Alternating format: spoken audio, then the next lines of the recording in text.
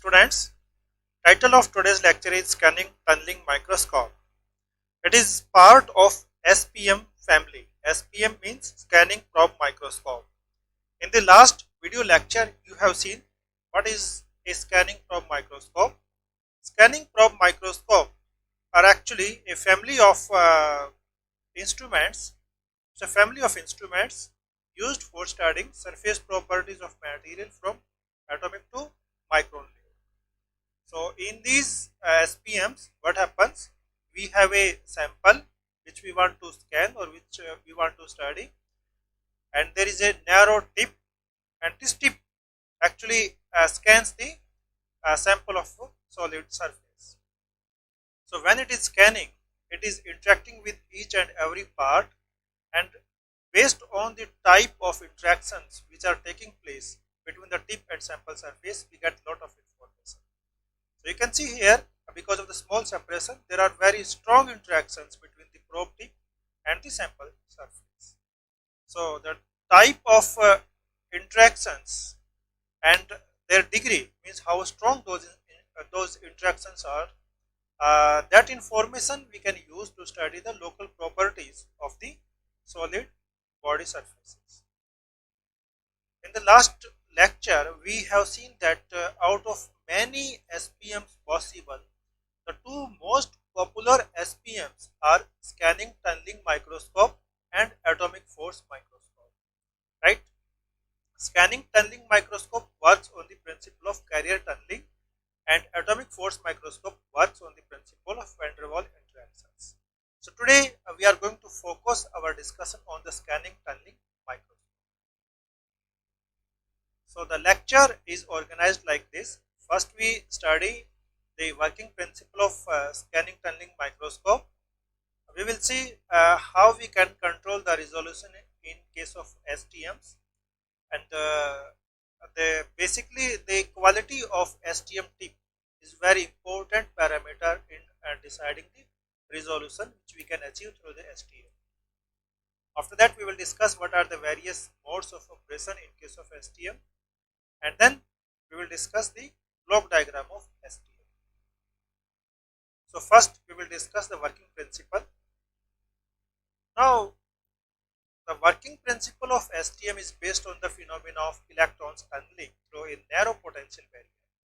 So from the knowledge of quantum theory, you know that if there is a potential barrier, a narrow potential barrier with a strong electric field inside it, means the height of barrier indicates the strength of electric field. A large height means the electric field is very strong, and if this potential barrier is narrow also, then there is a possibility that electron can tunnel through that potential barrier. The same theory we are going to use in the implementation of scanning tunneling microscope. So in STM, you know, then first we have to discuss the sample. So there is sample which we want to characterize. There is a probe, scanning probe. That probe is maintained at some distance from the sample, and this distance actually is very small. So this distance is about 10 to 100 angstrom. This is very small distance. Practically there is no current possible here because there is no direct connection between the probe and the sample surface. But in the present case, what happens if we apply a suitable electric field here, then a small current between the tip and the sample surface is possible, and this current is tunneling current.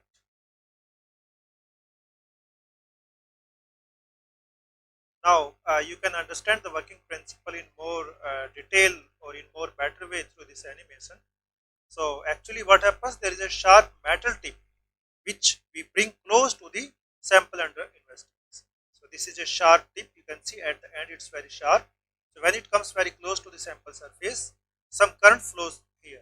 You see the current, when this tip is coming very close to the sample surface, the current is increasing, and when this tip is going away, the current is decreasing. So how much current is flowing between the tip and the sample surface, that depends on the distance between these two. And there is a very strong dependence of tunneling current on the probe sample surface. And this strong dependence on the distance makes this STM very sensitive instrument. means if there is a small change in this gap, there's large change occurs in the current. Now the variation of tunneling current as a function of scanning probe position is recorded. So you see here, so there is a atom placed here, and there is one atom at the end of this tip. Actually, this sample is represented in the form of arrangement of its atoms, and the tip is also shown in the form of arrangement of atoms. So the tip is very sharp. So we expect that the tip is so sharp that there is a single atom at the end, and the sample also have many atoms arranged together. So when the gap between these two decreases, so actually what happens, the last atom on the tip and one atom on the sample, they are interacting with each other. So when this there is a gap between the atoms, so if the tip comes in this portion where there is a gap, so the separation between tip and the sample, or you can say between the atoms of the sample, will increase, so the current will decrease. And if this tip comes near the atom top, then the gap is less, so current increases.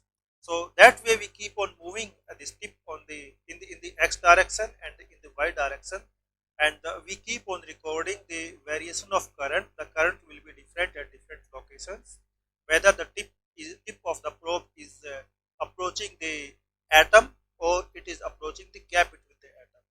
So as the current varies, so that variation of current is recorded into the system, and that variation can be used to produce the topological information about the sample surface. So what kind of topology is there, that the information we can get, and that way it is possible to get a 3D image of the sample surface. So you can see this is one example. So this is a STM image obtained from a graphite sheet. The scanning area is 6 nanometer by 6 nanometer. So you can see here, so this image shows the arrangement of atoms in case of graphite sheet. So if there is a hill, it means, for example, this hill is there, this hill is there, it means the current at this location was large. And why the current was large? Because the tip of the probe was approaching the atom which was present here. So the gap between the atom here in the sample and the atom there in the tip, that gap was small, so there was large current. And if that kind of valley position is there like this, it means this is the gap between the two atoms, and here the atom which was there in case of tip at the end point of tip, that atom was approaching this valley, and so there was a large distance of this point and the tip atom, and that's why there was less current. So this variation indicates the amount of current. So tip means there was large current, valley means there was less current. So that variation in current is used to reproduce a 3D image, and that image is actually the arrangement of atoms in case of graphite sheet. So from this we can have some idea how much is the distance between the two atoms, how the atoms are arranged together.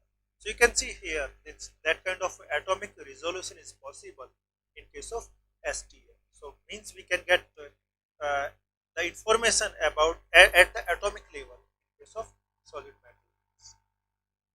Now the resolution in case of STM. So what are the factors which decides the resolution in case of STM? So main important sorry, the vertical resolution. So vertical resolution, you just have seen in the previous slides that there is exponential dependence of current on the tip sample separation. So it means if there is small change in the separation, T separation between the tip and sample surface, if there is small change in the separation between tip and sample surface, there is large change in the current. So that way we get very high vertical resolution. And if we talk about horizontal resolution, of course it depends on the scan steps. Means the probe is making measurements at this location, then it is moving to the next location, then it is moving to the next location. How much is the separation between these steps? So that indicates that how much horizontal resolution is possible. So this is separation between the two measuring points. horizontal surface. So of course, scan steps decide the horizontal resolution.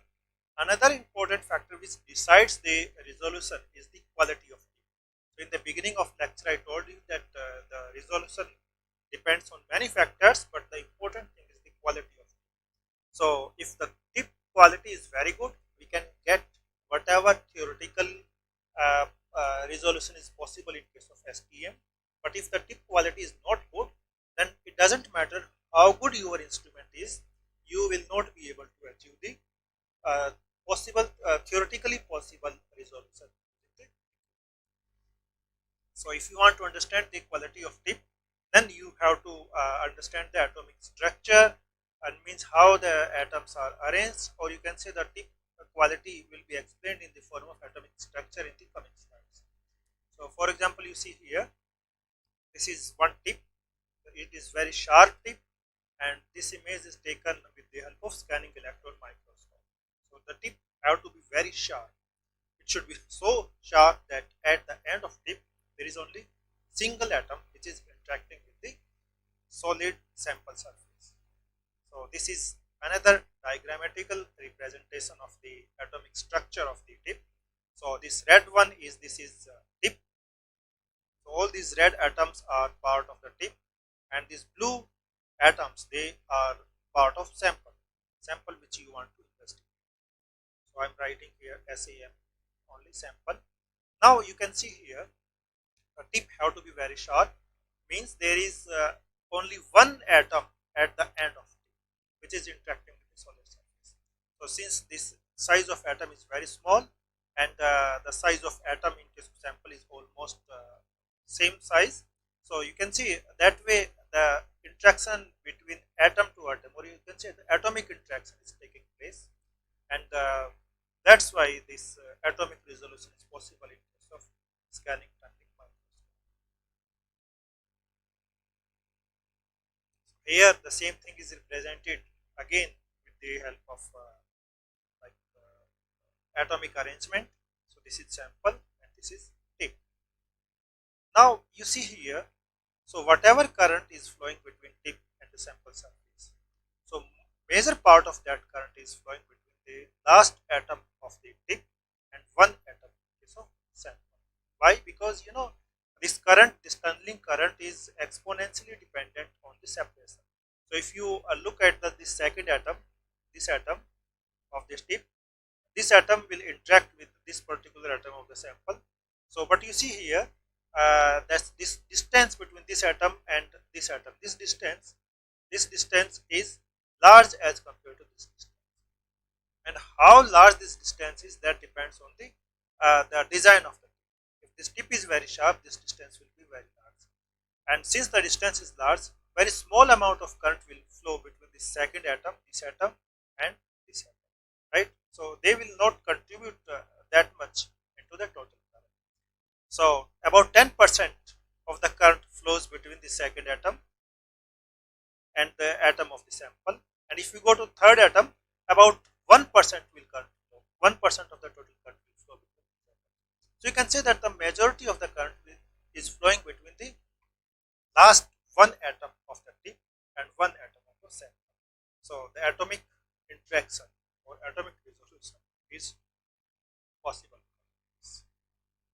So this diagram is a theoretical diagram. Practically, we don't have that kind of sharp edges in the tip.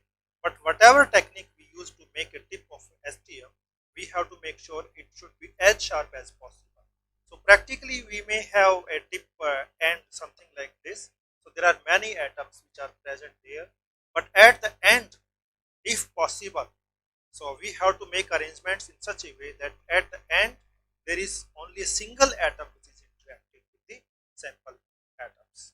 So if there are more than one atom, then the resolution will be compromised, and then we will not get the maximum benefit out of STM. So we are using STM to get the highest resolution, and that is only possible if the tip is very sharp and at the end of it there is a single atom which is interacting or which is taking the data from the sample.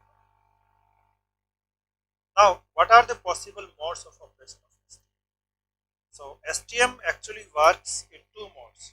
One mode is constant height mode and another mode is constant current. So in constant height mode, the tip, when it scans the sample surface, the tip remains at the same distance from the sample surface. So if this much gap is there, this gap will remain constant. And if we talk about constant current, then the tip uh, have to move. Definitely it has to scan the sample surface, but the current between the tip and sample surface, that current have to be maintained constant. So this will be clear in the coming slides. So first we will discuss about the constant height mode, then we will go for the constant current. So in the constant height mode, you see what happens. Suppose this is the sample which you want to scan, and the sample have a certain topography. Some surface features are there. There is a valley here, there is a hill here. So the probe have to scan the sample surface, and it have to give data in such a way that we get everything or all possible information about this surface variation, or you can say about the surface topography. So in the constant height mode, what happens when this probe moves, the probe height remains constant. For example, you will see here, so how it happens. So the tip travels in a horizontal plane above the sample at constant height. So the tip is moving like this.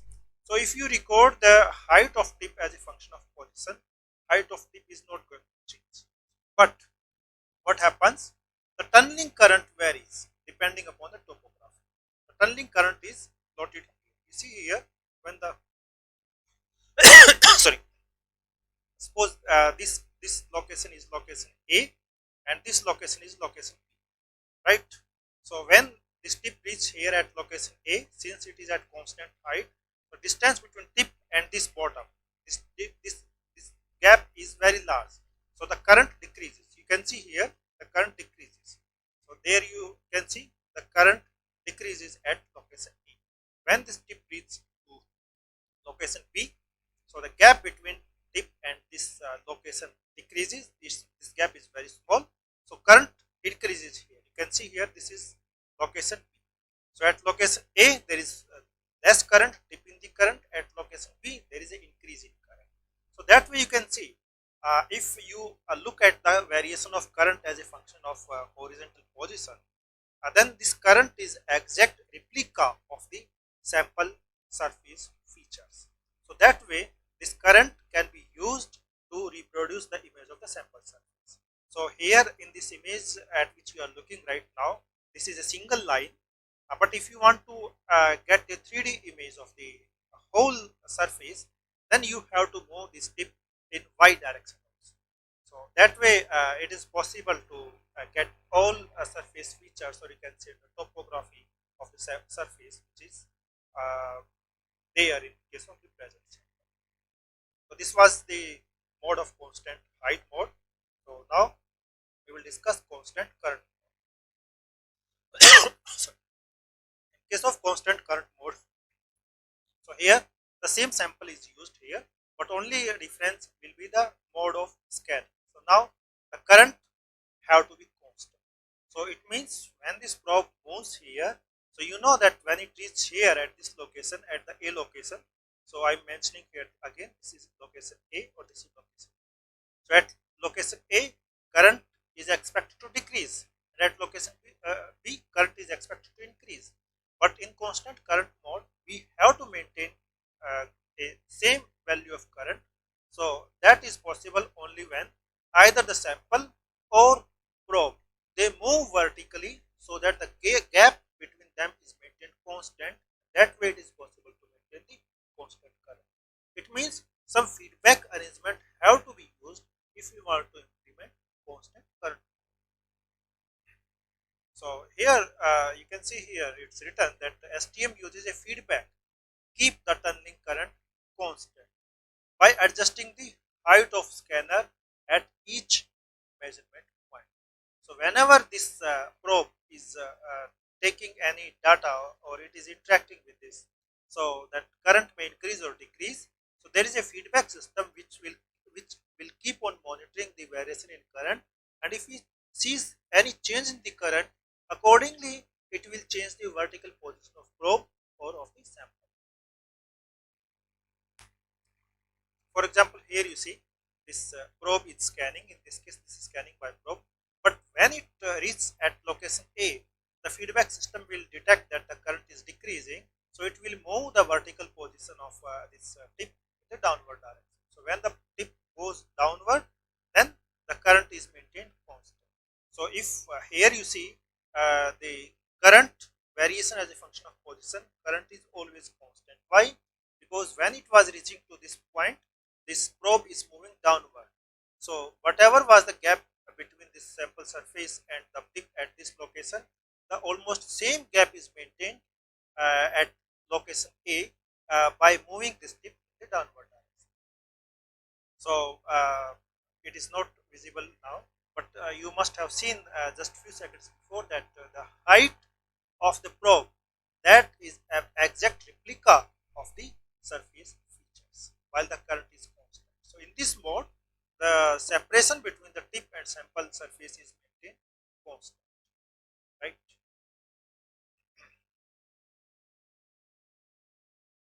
So the vertical position changes and the vertical position is recorded. So out of these two modes, constant height mode and constant current mode, if we compare, so we must understand what are their advantages and disadvantages. For example, if we talk about the constant height mode and its advantages, so the advantage of this mode is that it is faster because the system doesn't have to move a scanner up and down. So constant height, it has to scan only in the XY direction. So the system gives you a result in less time because that vertical movement is not involved, the Z movement is not involved. Disadvantage, it provides useful information only for relatively smooth surface. If there are very sharp features, this mode may not give you exact uh, the exact shape and location of those features.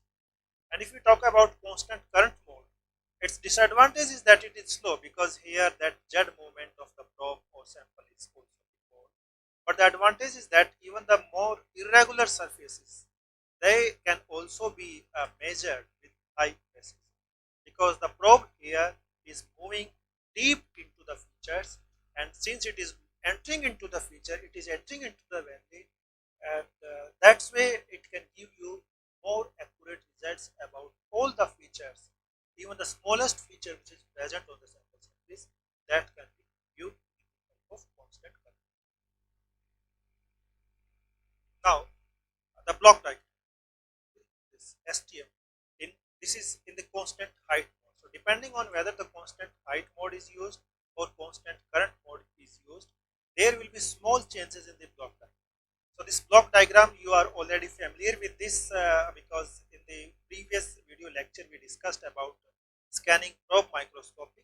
At that time we developed almost this kind of block diagram. So here you can see the sample is also represented here in the form of atomic arrangements, and the tip is also represented in the same way. Means the atoms are placed there and atoms distribution or atomic arrangement is shown here. So because this is a true atomic resolution providing equipment or tool, so that's why the sample and probe both are shown in the form of atomic arrangements.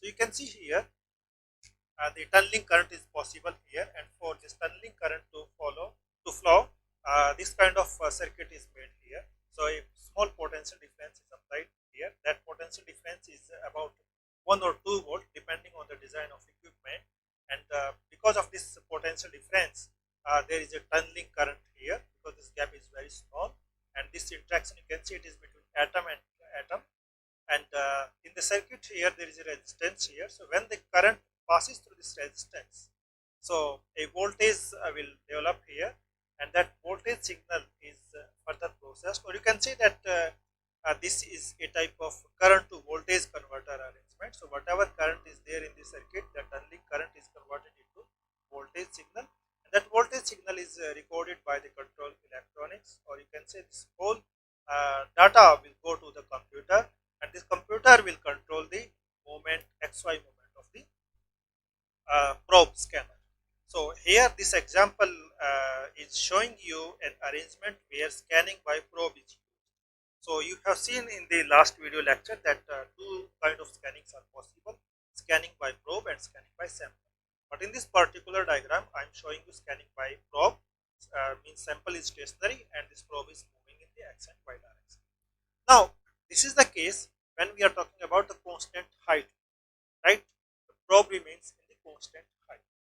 But you know that when we implement constant current mode, at that time we have to move the scanner in up and down direction. Also means Z scan is also there. So we need to have Z control lines also. But you know that is implemented under the control of a feedback setup. So if you want to implement a constant current mode, so in that case there will be small modification in the block diagram. So for example, if we don't want constant height, we want constant current. You see here the word has been replaced by the constant current mode. So what kind of changes will be there? There will be a feedback setup. So whatever signal is produced here, that signal will get information if there is a change in the current. So if there is a change in the vertical position or vertical gap here, current will change. So that information will reach here in the form of electronic signal, and from that signal a feedback signal will be generated.